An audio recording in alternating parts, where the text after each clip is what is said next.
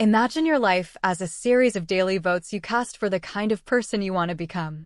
Every choice, every workout, every book you read, every dollar you save is like placing a small stone in one jar or another. One jar represents the future you want, the other represents staying stuck where you are. The challenge is that most people think big change requires big actions. James Clear, in Atomic Habits, argues the opposite. True transformation comes not from massive overnight shifts, but from the tiny, almost invisible daily choices we repeat. This is the central message of Atomic Habits. Small habits, compounded over time, create remarkable results. The power of atomic habits. Clear begins by explaining the math of habits. Imagine you improve just 1% each day. It feels like nothing at first. But after a year, that 1% growth compounds to nearly 37 times better. Conversely, getting 1% worse each day doesn't feel dramatic either, but over a year, you'll shrink to nearly zero. Habits are compound interest for self-improvement. He illustrates this with the story of the British cycling team. For years, they were terrible, no Olympic medals, no Tour de France wins. Then, under coach Dave Brailsford, they embraced the philosophy of marginal gains. They optimized tiny things, the weight of the bike seats, the fabric of the racing suits, even the pillows they slept on. Within a few years, they dominated world cycling, winning medals and multiple Tours de France. Small changes added up to world-class results. That's what habits do in our personal lives. The habit loop. To change habits, Clear explains, we must understand how they work. Every habit follows a loop of cue, craving, response, reward. The cue is what triggers the behavior. The craving is the desire it sparks. The response is the action. The reward is what satisfies you and teaches your brain to repeat it. Example, you feel stressed, cue. You crave relief, craving. You smoke a cigarette, response. You feel relaxed, reward. This loop is neutral. It can produce good habits, like exercise, or destructive ones, like procrastination. The key is to hack the loop in your favor. The 4 laws of behavior change. Clear lays out a practical system. Make it obvious, make it attractive, make it easy, make it satisfying. 1. Make it obvious. We often fail because we rely on willpower instead of designing our environment. To build a good habit, you must make the cue obvious. For example, if you want to play guitar more, keep the guitar in the middle of your living room instead of hidden in the closet. If you want to eat healthy, put fruit on the counter and hide the junk food. Clear suggests using implementation intentions, saying, I will behavior at time in location. For example, I will meditate for 1 minute at 7 a.m. in my kitchen. This removes vagueness and ties the habit to a context. Another powerful tool is habit stacking, linking a new habit to an existing one. After I brush my teeth, I will floss.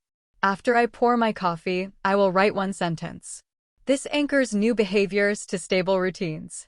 The environment is more powerful than motivation. If you change your surroundings, your behavior changes naturally. 2. Make it attractive.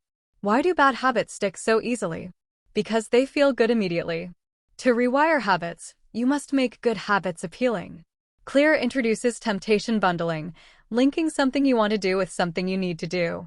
For example, only watch Netflix while exercising on the stationary bike. Or only listen to your favorite podcast when doing chores. Habits are contagious too. We imitate the behaviors of 3 groups: the close, family and friends, the many, social norms, and the powerful, people we admire. Surround yourself with people who live the way you want, and habits spread socially. When you see exercise, reading, or discipline as normal because your group normalizes it, you naturally adopt it too. 3. Make it easy. Here's where most people fail. They aim too big. I'll run 5 miles every day. I'll read for 1 hour. These are too heavy to start. Clear argues, focus on reducing friction. Make good habits effortless, bad habits harder. Want to read more? Place a book on your pillow every morning so you see it at night. Want to use your phone less? Leave it in another room while you work. He introduces the 2-minute rule. Scale down any new habit to just 2 minutes. Instead of go for a run, make the goal, put on my running shoes. Instead of study for an hour, just open my notebook. These mini habits build momentum, and once you start, you naturally keep going. Think of it like pushing a heavy boulder. The hardest part is the first push. After that, momentum carries it forward. 4. Make it satisfying. The final law is reinforcement. We repeat behaviors that feel rewarding. The problem is good habits often feel bad at first. Exercise hurts. Saving money feels restrictive, while bad habits feel great immediately. Junk food tastes amazing. To fix this, Claire suggests finding ways to give yourself immediate rewards. For example, track your progress visually with a habit tracker or calendar. Each checkmark gives a sense of accomplishment. Another strategy is don't break the chain. Jerry Seinfeld famously marked an X on his calendar every day he wrote jokes. The growing chain motivated him not to miss a day. Bad habits can also be hacked with the opposite strategy, make them unsatisfying. For example, use an accountability partner. If you fail your habit, you must donate money to a cause you dislike. Suddenly, failure has a painful consequence. Identity-based habits.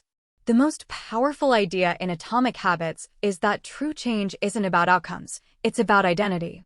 Most people set outcome-based goals. I want to lose 20 pounds. But outcomes don't stick because they rely on willpower. Instead, focus on becoming the type of person who naturally lives the way you want. Don't just run a marathon. Become a runner. Don't just read 30 books. Become a reader. Don't just quit smoking. Become a non-smoker. Every action you take is a vote for your identity. The more you repeat the habit, the more you reinforce the story. This is who I am. This flips the script. Instead of forcing yourself to do things, you simply act in alignment with your identity. Habits then become natural, not forced. Advanced strategies. Claire also dives into some advanced insights. Environment, motivation, willpower fades, but environment design makes habits automatic. Focus on systems, not goals. Goals are about outcomes. Systems are about processes. If you fix the system, the results take care of themselves. Awareness is key. Track your habits. What gets measured gets improved. Plateaus are normal. Habits often show results late, after a valley of disappointment. Trust the process, like ice melting at 32 degrees Fahrenheit after sitting frozen at 31 degrees Fahrenheit for hours. Conclusion. By the end of Atomic Habits, James Clear leaves us with a hopeful message. You don't need to overhaul your life overnight. You don't need extreme discipline. What you need is small, consistent habits that align with your desired identity. Success is the product of daily habits, not once-in-a-lifetime transformations. Every small decision compounds, like money growing in a bank account. Your habits shape your identity, and your identity shapes your destiny. The takeaway? You get what you repeat. If you want to change your life, start by changing what you do daily. Tiny changes, remarkable results. For more, like and subscribe this channel. Thank you.